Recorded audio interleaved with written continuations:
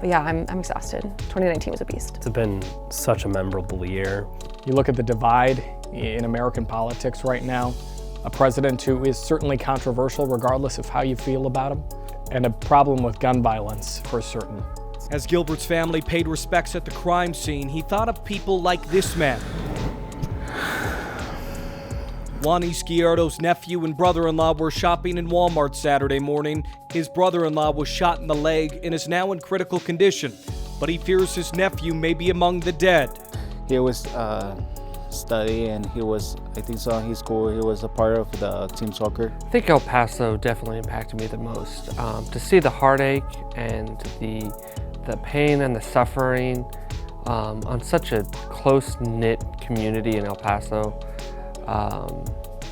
you walk away from that community and that short glimpse I had into their lives, and you could just tell that it really affected the town. Gun violence right now is on the rise. Mass shootings are happening so frequently that they kind of get lost in the headlines. There seems to be one every single day. El Paso was just worse than the rest.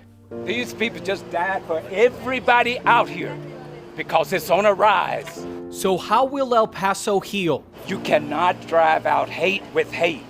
Only love can do that. In a city shattered by a single shooter, I'm just listening to my spirit. a push for peace is on full display. It's all about love, compassion, and having empathy for all people. I happened to get to El Paso just a couple hours after the shooting. I heard about it, I was out at lunch, and my boss called me and said we needed to get on the next plane. We arrived there a couple hours after the tragedy, 22 people dead in a Walmart, and we get to the scene when families are still trying to figure out if their loved one is alive or dead. Gunshot, one shot hurt. At 10 o'clock Saturday morning, scenes of horror at an El Paso Walmart. Back units, investigative units, please make it to the west side of Walmart, please. The first call of an active shooter coming at the Cielo Vista Mall. Thousands of shoppers inside the Walmart when the shooting began. He starts pop, pop, pop, pop, pop. A woman walks out and was so desperate to find her mom that she just screams out, my mom, I've lost my mom. She's holding on to the fact that her mom is maybe just hasn't been able to get a hold of her or is out there somewhere. But in the back of your mind as a journalist, you know the reality is that she's probably lost her mom, and you hope for the best, but you know that it's a real reality for this woman who's crying, trying to find her mom, and you just feel for the families. It really tears at your heart.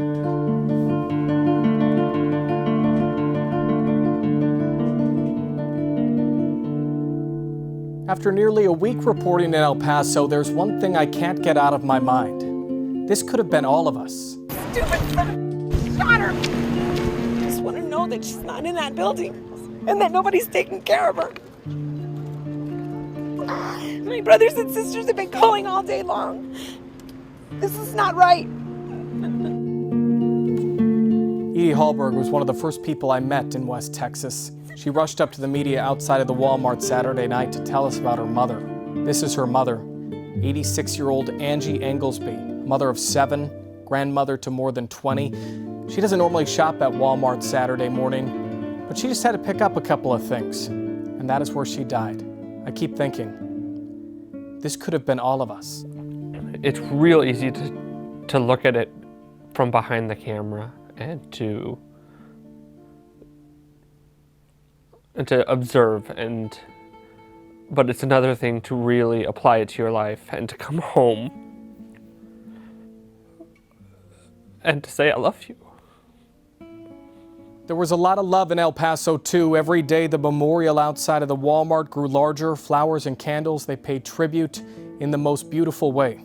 Sadly, this is now so common. The Midland-Odessa shooting happened right after El Paso, and that initial feeling when you get as a news guy is like, oh man, not again. Across West Texas, This tragedy happened. And you can't help but notice innocent. a certain sense of worry. I'm so proud of her. Just so proud to have her safe. It's the raw emotion all wrapped in that hug Veronica Cortez gives her daughter, You hear Ariana. it in other cities. You hear it happening in other places, bigger cities. And They, like many neighbors here, are numb.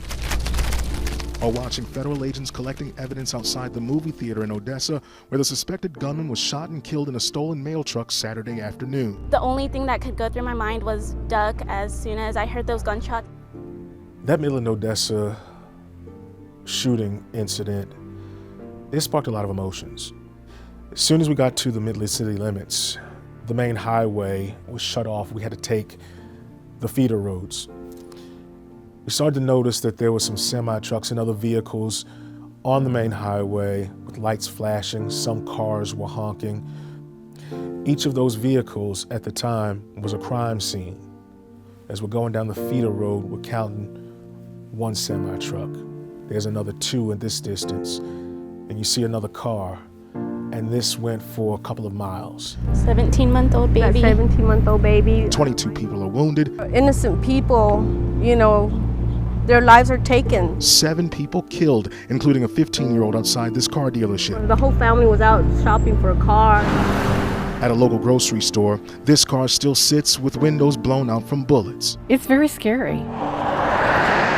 A few miles away, the suspected gunman's gold car, now removed from the street where police say he shot and killed a mail carrier. And then we saw Around the corner, DPS, OPD, Sheriff's Department, you name it, they were flying by. Pam Anderson says one man was shot. Yeah, he was in the postal vehicle. Another innocent bystander killed steps away from her home. Senseless violence, no, You know, I wish they could stop it. This They're going to be afraid, you know. is not the West Texas neighbors say they know, You know, we want to live a daily life. We want to be normal. nor want to get used to. Stay strong, watch your families, keep them close. It's talking to so many people who have so many emotional stories, standing in front of you crying, talking to you about their stories of survival. You can't help but take that all in. It just triggers certain emotions in you that some you never felt before. It seems that every single day there is a mass shooting in America, so much so that Americans have kind of almost buried it in their headlines because they see it so frequently. Kids are going to school, they're getting shot. People are going to the grocery store, they're getting shot. Movies, they're getting shot. There's a major problem with gun violence in America today, and it'll be interesting to see how it is handled by all of us in 2020.